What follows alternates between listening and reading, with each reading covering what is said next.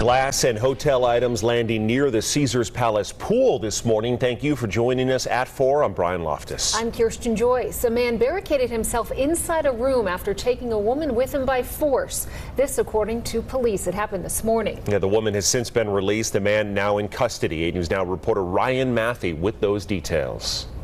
Here at Caesars Palace, there's a heavy police presence with all eyes focused on that hotel room behind me here. This is the room with no glass and a curtain covering it that police suspect a male took a female inside of by force Tuesday morning, barricading himself while telling police he was armed. Police, medical, and SWAT responding to reports of a domestic dispute on one of the floors of the Palace Tower. The security guard was like, everybody out of the pool. Brooke Cantrell says she was at one of the hotel's pools when I saw somebody throw like an object and I was like, oh, that's why. And then we kind of just scurried out of there.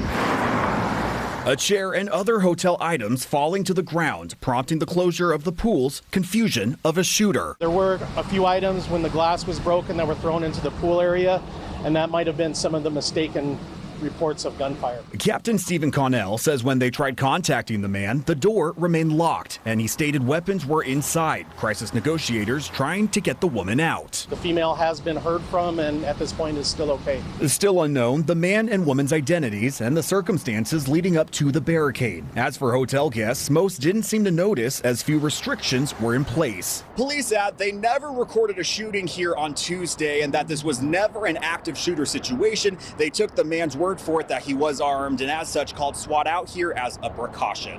Reporting outside Caesars Palace, Brian Matthey, 8 News Now. 8 News Now reached out to Caesars for a statement. They responded with only that they were cooperating fully with Metro on scene, who handled the investigation.